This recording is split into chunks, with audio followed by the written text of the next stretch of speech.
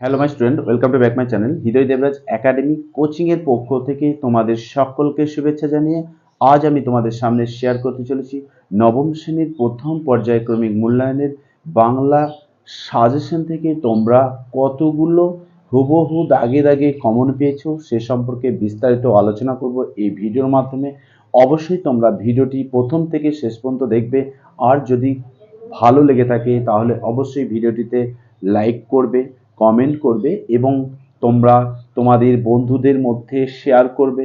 আর যদি কেউ এই চ্যানেলে নতুন হয়ে থাকো তাহলে অবশ্যই চ্যানেলটিকে সাবস্ক্রাইব করে রাখবে, তাহলে আমি তোমাদের জন্য সেকেন্ড ইউনিট টেস্ট পরীক্ষার যে সাজেশন ভিডিওগুলি আপলোড করব তোমরা খুব সহজেই পেয়ে যাবে। তো চলো বন্ধুরা, আজকে আর বেশি কথা না বাড়িয়ে আমাদের সেই মূল আলোচনার বিষয়বস্তুতে ফিরে যাব।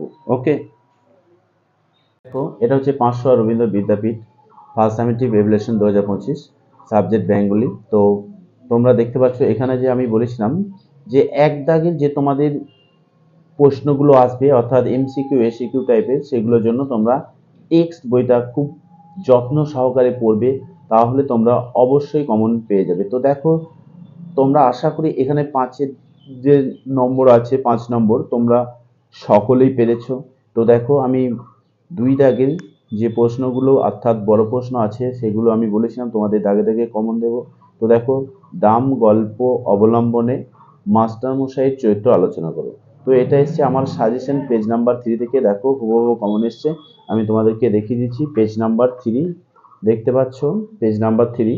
এই যে বলেছিলাম দাম গল্পে মাস্টারমশাইয়ের চরিত্র হুবহু কমন আসার সম্ভাবনা, তো কমন চলে এসছে। নেক্সট যেটা আছে দেখো পরের প্রশ্ন, সারা রাত মিছে দাঁড় টানি, কে কেন মিছে দাঁড় টানে। এটা আমার সাজেশন পেজ নাম্বার 1 থেকে। দেখো তোমরা হুবহু কমন পেয়েছো, আমি তোমাদেরকে সেটাও দেখিয়ে দিচ্ছি। দেখে নাও, সারা রাত মিছে দাঁড় টানি, মিছে দাঁড় টানি, হ্যাঁ, কবি কেন দাঁড় টানার কথাটি বারবার ব্যবহার করেছেন, এই প্রশ্নটিও দেখো হুবহু কমন এসছে। নেক্সট পরের প্রশ্ন দেখো 3 দাগের।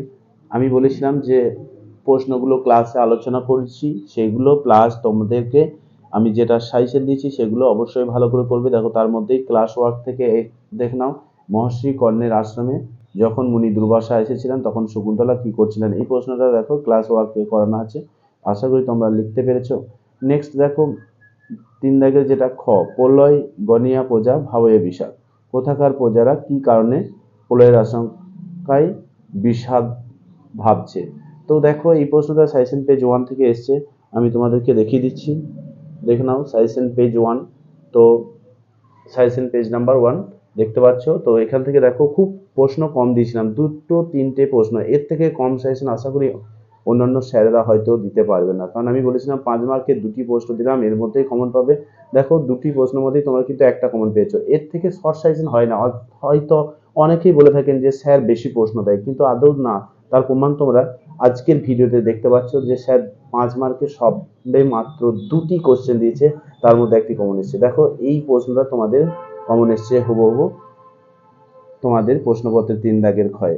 নেক্সট দেখো যেটা এখানে তো দুটো করতে হবে, হ্যাঁ, তো তোমরা দেখো পেয়ে যাচ্ছ কমন। নেক্সট আমরা পরের দাগে দেখো ব্যাকরণে যাব, যে অপিনিহিতে অভিশ্রুতি সংজ্ঞা এগুলো আমি ক্লাসে করিয়েছি, উদাহরণ সহযোগে বুঝিয়ে দাও। এবার তোমরা যারা আমার ক্লাস কন্টিনিউ করেছো তাহলে তারা অবশ্যই আশা করি করতে পেরেছো। দেখো বাকি যারা আছো তারা কতটা লিখতে পেরেছো, কিভাবে তোমরা প্রশ্নের উত্তর করেছো একটু জানাবে। তো দেখো পরের দাগে যেগুলো রয়েছে, ধ্বনি পরিবর্তন এটা আমি শিখিয়েছি। নেক্সট 6 দাগে উপসর্গ অনুসর্গের উদাহরণ সহযোগে সংজ্ঞা দাও, এটাও হয়ে গেছে ক্লাসে। ধ্বনি পরিবর্তনের কারণ করানো আছে ক্লাসে, আশা করি তোমরা পেরেছো। নেক্সট ভাব সম্প্রসারণ, সবার উপরে মানুষত্ব তার উপর নাই, 2টি ভাব সম্পর্ক বলেছিলাম, সবার উপর মানুষত্ব তার উপর নাই। আরেকটাই বলেছিলাম যে অন্যায় যে করে অন্যায় শেষ হয় তব কিনা তৃণ সমুদায়ে, এই 2টি ভাব সম্প্রসারণ ভালোভাবে করতে বলেছিলাম। তোমরা একটা অবশ্যই ভালো কমন পেয়েছো, আশা করি সকলেই ভালো পরীক্ষা দিয়েছো। তো যাই হোক, আজ এই পর্যন্তই। তোমাদের জন্য আমি পরবর্তী সাজেশন ভিডিওগুলি আপলোড করব অর্থাৎ সেকেন্ড ইউনিট টেস্ট। তো যদি চ্যানেলে কেউ নতুন হয়ে থাকো অবশ্যই চ্যানেলটিকে সাবস্ক্রাইব করে রাখো, তোমরা আমার সাজেশন ভিডিও খুব সহজে পেয়ে যাবে। আর সেখানে দেখতে পারবে যে স্যার কত কম প্রশ্নের মধ্যে কতটা কমন দিচ্ছে। তো তোমরা প্রমাণ দেখতেই পেলে যে মাত্র 5 মার্কের 2টি প্রশ্ন, তার মধ্যে একটা কমন। তো 5 মার্কে দেখো এখানে 3 মার্কের 3টে প্রশ্ন, একটি কমন। তো এর থেকে শর্ট সাজেশন কি আর করব?